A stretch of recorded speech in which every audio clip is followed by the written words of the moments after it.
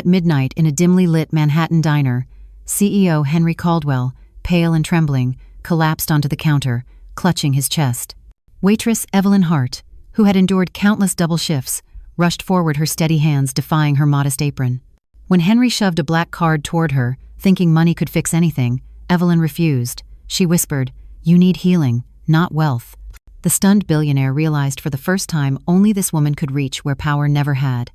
The rain hammered against the windows of the Moonlight Diner as the city that never sleeps dozed fitfully around them. This forgotten corner of Manhattan existed in a different universe from the gleaming towers where Henry Caldwell ruled his pharmaceutical empire. At 38, he commanded Caldwell Biogenics with the precision of a surgeon and the coldness of winter steel. His days measured themselves in stock prices and acquisition targets, his nights in conference calls with Tokyo and London. The human body, to him, existed as a collection of profitable ailments waiting for expensive solutions. Evelyn Hart moved between the cracked vinyl booths with practiced grace, her white sneakers silent on the checkered linoleum floor. 27 years old, she carried herself with the quiet dignity of someone who had seen too much too young. 2 years of nursing school had given her the knowledge to save lives, but her mother's failing heart had stolen her chance to finish. Now she poured coffee for insomniacs and served pie to the lonely, her trained eyes reading symptoms in slumped shoulders and trembling hands that others might miss. The corporate tower of Caldwell Biogenics pierced the Manhattan skyline 30 blocks north, its top floors lost in low-hanging clouds. Nathan Cole, the 42-year-old chief operating officer, often worked later than Henry himself, though his motivations ran deeper than dedication. Ambition coursed through Nathan's veins like the experimental drugs his company developed.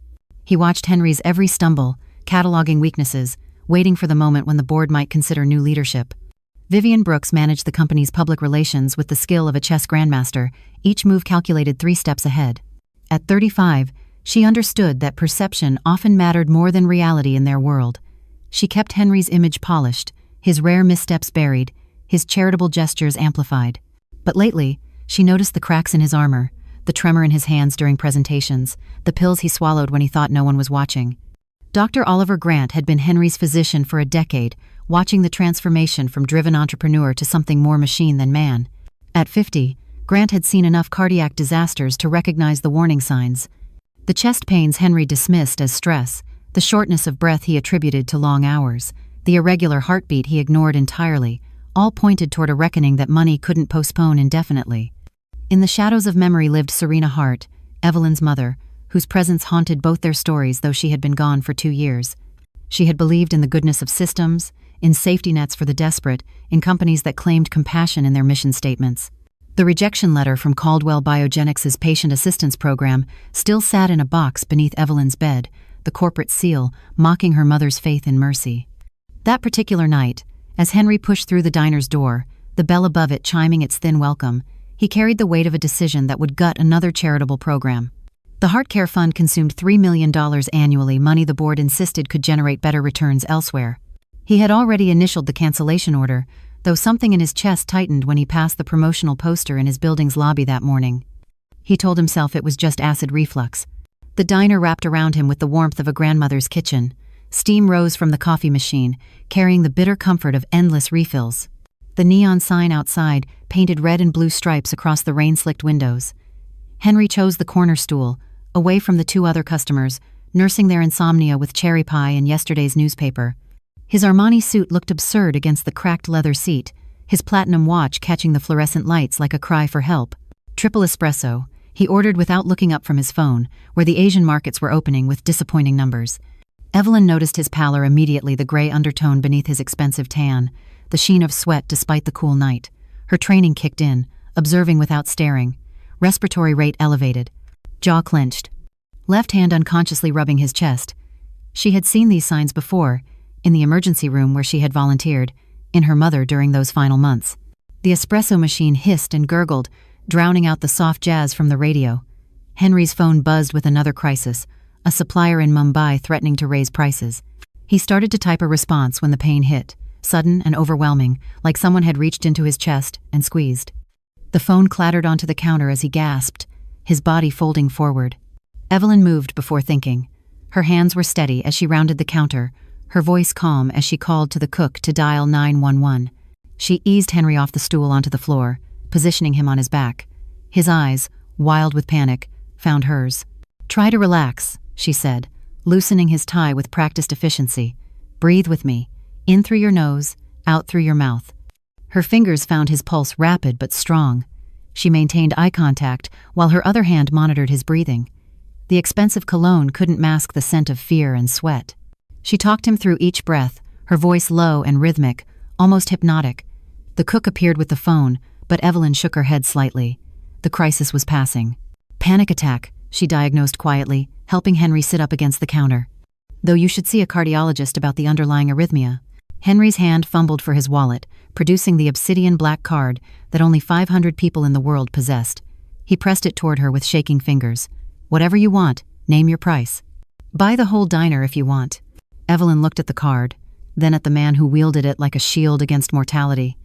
She gently pushed his hand back. "You need healing, not a transaction. Keep your card."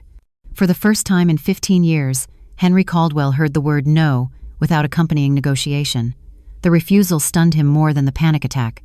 He stared at this woman in her sauce-stained apron and scuffed shoes who had just declined unlimited wealth. "Everyone wants something," he said, his voice hoarse. "I wanted to help," Evelyn replied, returning to the coffee machine. "That's enough." She poured him a glass of water instead of espresso, adding a slice of lemon. "Caffeine will make the anxiety worse. Hydrate, go home, and sleep.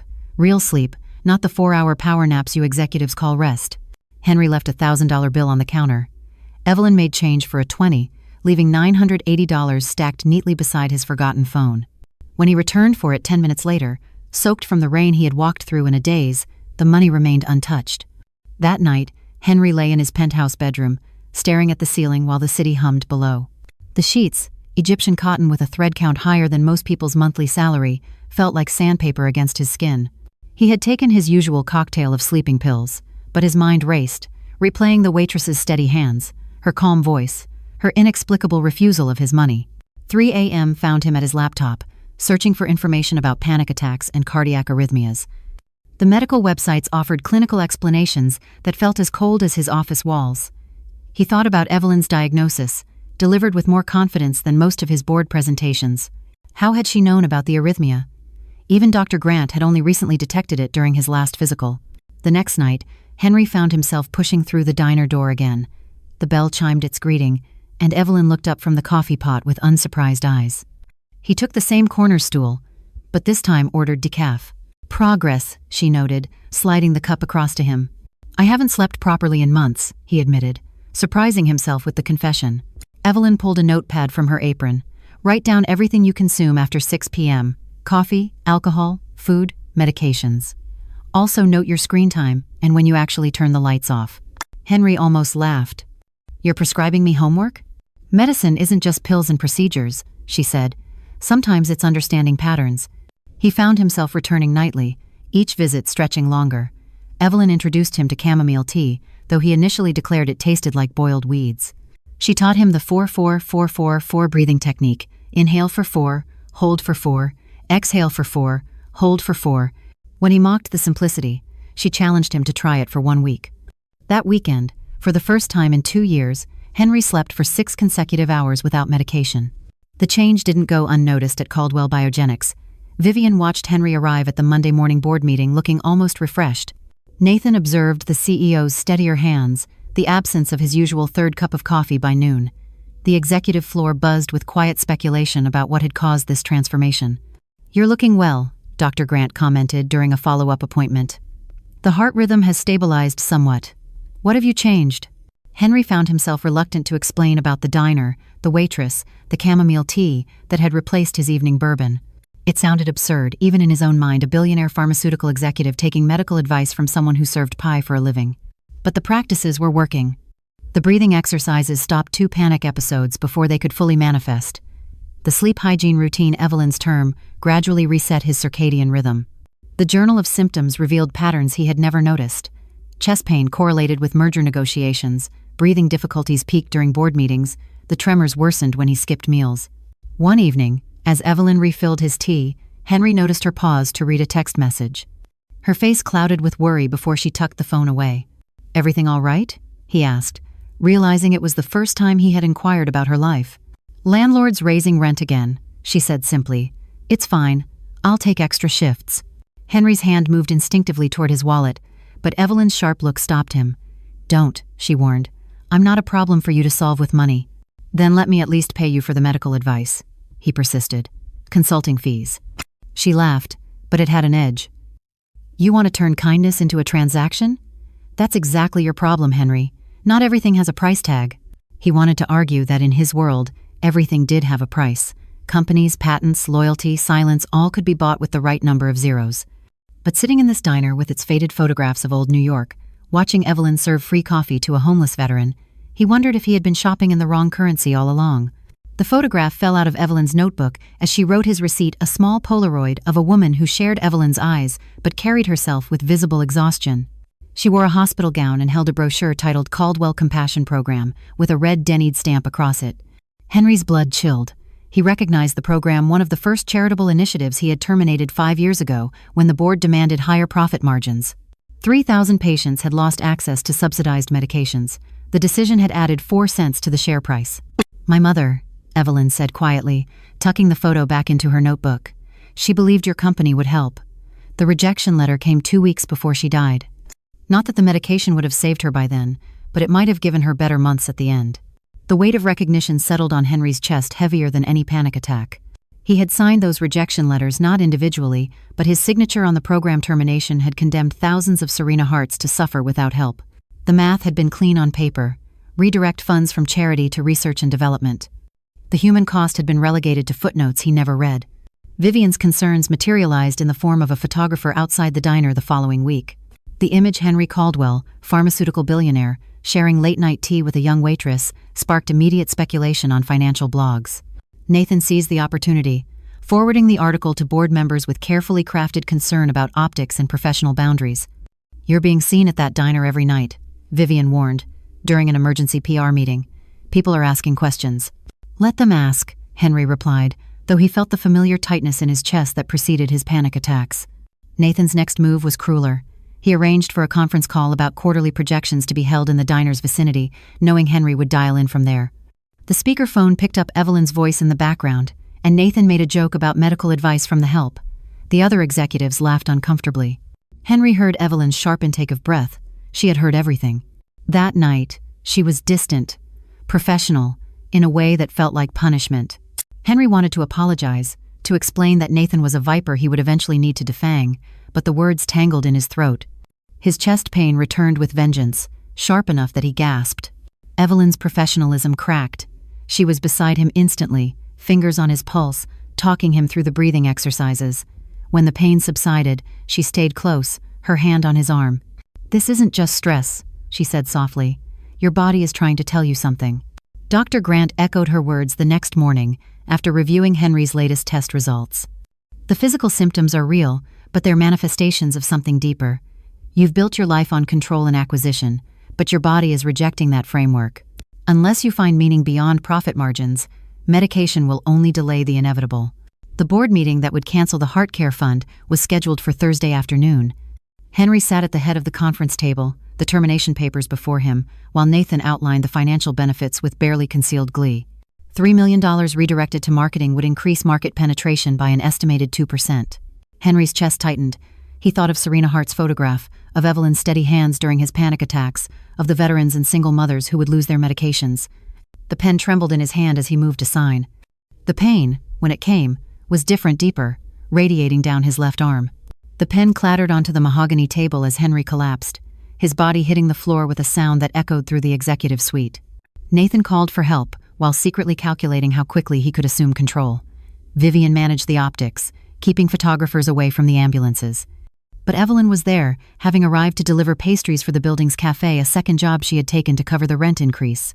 She heard the commotion, saw the security guards calling for medical help, and ran toward the chaos instead of away from it. The executives parted as she dropped to her knees beside Henry. Her assessment was swift and professional. Airway clear, breathing shallow, circulation compromised.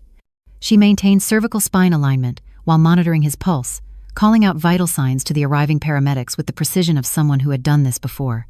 "History of panic attacks and cardiac arrhythmia," she reported. "Probable acute coronary syndrome. He's conscious but disoriented. Blood pressure feels thready." The paramedics nodded, impressed by the accuracy of her field assessment. As they prepared Henry for transport, he grabbed Evelyn's hand with surprising strength.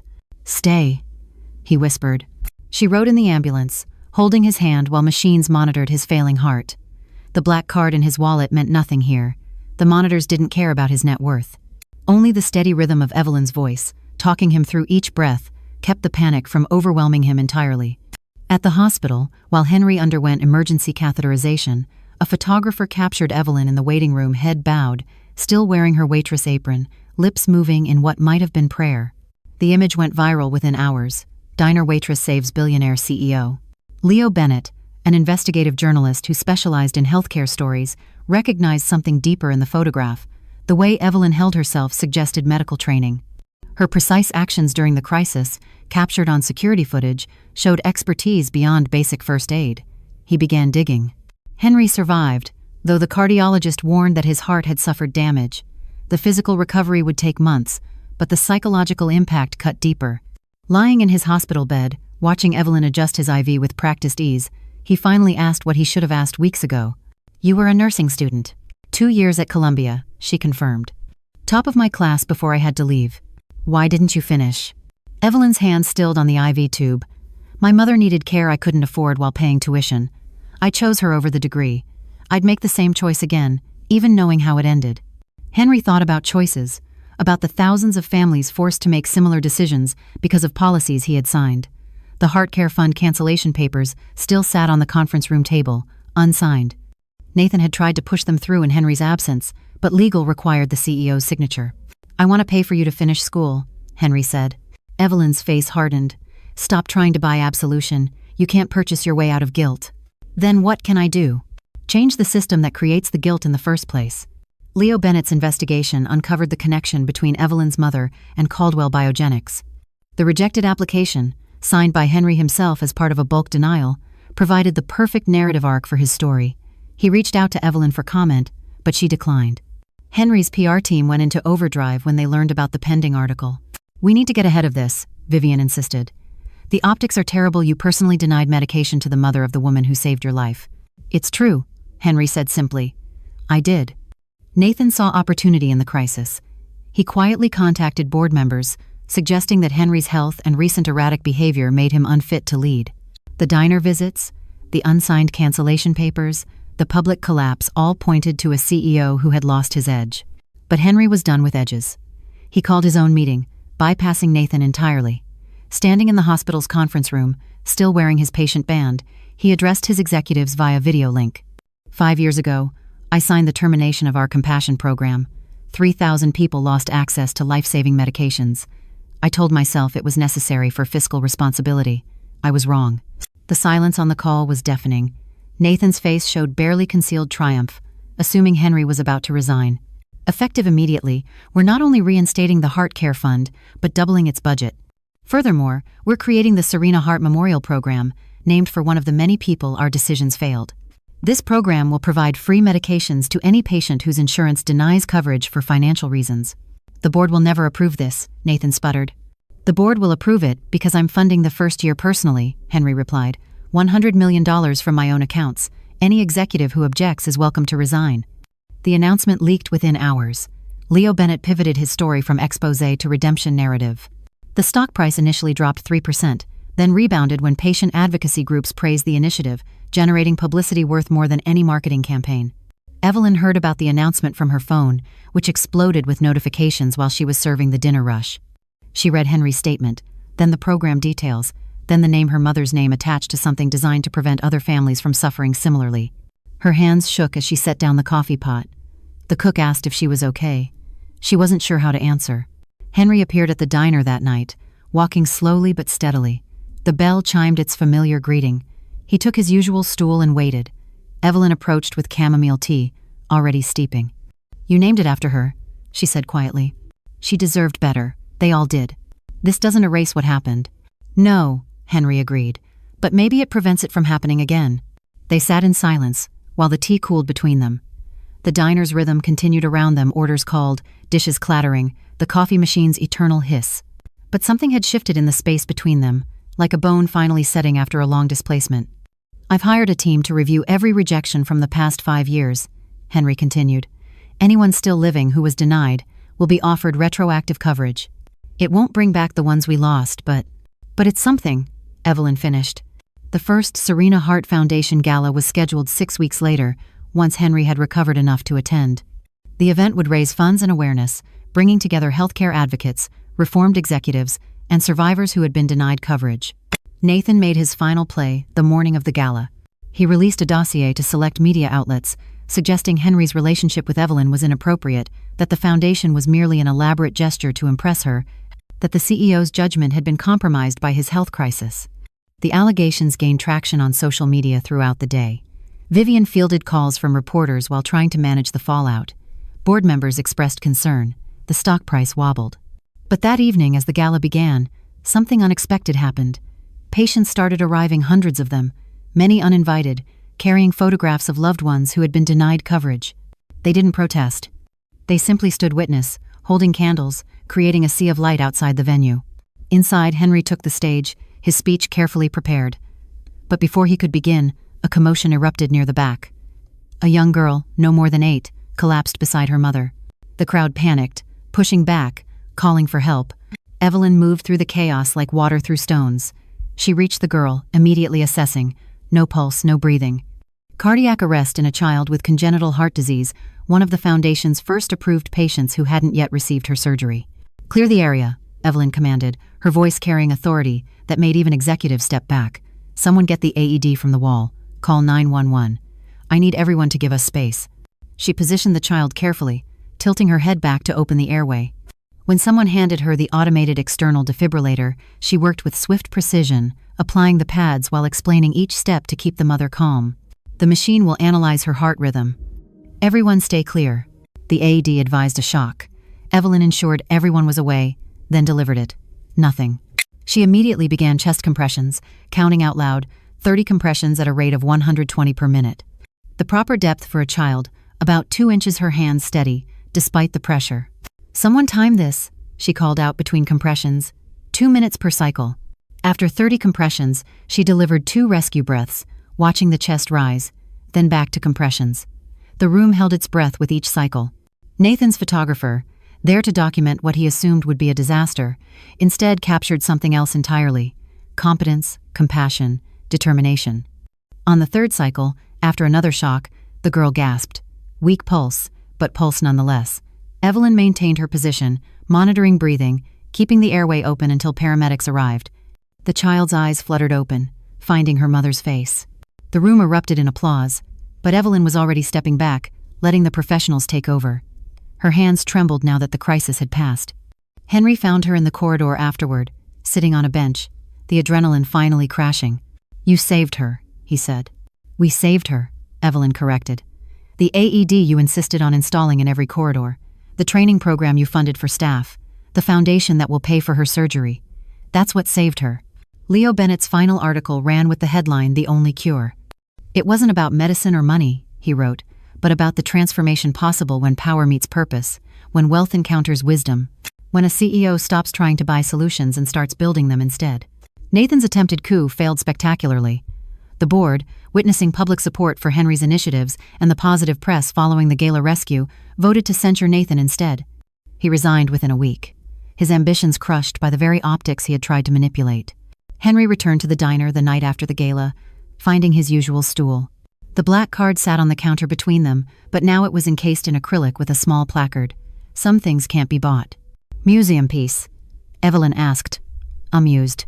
Reminder, Henry corrected. For the next time I forget what actually matters. She poured his chamomile tea. He had developed a taste for it, and they sat in comfortable silence. The diner continued its eternal rhythm around them. The coffee machine hissed. The bell chimed for new customers. The city hummed its midnight song outside the rain-streaked windows. I've been thinking about your offer, Evelyn said finally. About nursing school. Henry held his breath, afraid to break whatever spell was building. I'll accept on one condition. I keep working here 3 nights a week. This place, these people, they're my foundation. Without them, I lose touch with why healing matters. Deal, Henry agreed immediately. And you keep coming here too. No executive dining rooms, no personal chefs. Just you, this counter, and whatever clarity you find in bad coffee and good silence. The coffee's not that bad, Henry protested. Evelyn laughed, the first full laugh he had heard from her. It transformed her face, years of weightlifting momentarily. Yes, it really island. 6 months later, the Serena Heart Foundation had provided medications to 12,000 patients. The stock price had risen 15%, proving that compassion and profit weren't mutually exclusive. Henry's health had stabilized, his heart finding a rhythm it could sustain. He still visited the diner most nights, though now Evelyn often studied there, her nursing textbook spread across the counter while she refilled cups on autopilot. Sometimes she practiced taking his blood pressure. Sometimes he helped her with pharmaceutical flashcards, his expertise finally serving something beyond spreadsheets. The black card remained in its case at Caldwell Biogenics, displayed in the lobby where employees and visitors could see it. Tour groups often asked about it. The guides would explain how their CEO once tried to buy his way out of a health crisis, only to discover that healing couldn't be purchased. It had to be earned through change, sustained through practice, and shared through systematic reform. On quiet nights at the diner, when the city dozed and the coffee ran low, Henry and Evelyn would sit across from each other, not as CEO and waitress, but as two people who had found something neither expected. Not love. Exactly, that would come later, built on foundations stronger than attraction or gratitude. What they had found was rarer. The mutual recognition that healing happens not in grand gestures, but in small, repeated acts of care. The bell above the door still chimed its thin welcome. The neon sign still painted colors across the rain. But something fundamental had shifted in the space between power and purpose, between wealth and worth. Henry had learned that some things couldn't be bought. Evelyn had learned that some things shouldn't be refused. Together, they had discovered that the only cure for a broken system was to rebuild it, one choice at a time, one patient at a time, one night at a time in a diner, where the coffee was terrible, but the possibilities for redemption remained infinite. "You were right," Henry said one evening, as spring warmed the city and the foundation prepared to expand nationally. "That first night, when you said I needed healing, not wealth." Evelyn looked up from her pharmacology textbook, her expression thoughtful. "You needed both, actually. Wealth to change systems, healing to understand why they needed changing. And you? What did you need?" She considered the question, her finger marking her place in the chapter about cardiac medications, drugs that might have extended her mother's life, that would now extend thousands of others. "I needed to believe that people could change, that systems could be reformed, that speaking truth to power sometimes actually works." Henry reached across the counter, his hand covering hers. "Not possessive, not transactional, just present. Thank you for being my only cure." "You were never sick," Evelyn replied, turning her hand to intertwine their fingers. "Just lost. There's a difference." Outside, Manhattan churned through another sleepless night. Inside the Moonlight Diner, two people sat in the warm light, surrounded by the steam of fresh coffee and the quiet possibility of redemption. The black card in its case had become a monument to transformation. The foundation bearing Serena Heart's name had become a beacon of systematic change. And in the space between heartbeats, in the pause between breath and breath, Henry Caldwell and Evelyn Hart continued writing their unlikely story, not with money or medication, but with the simple, revolutionary act of caring for each other in a world that had forgotten how.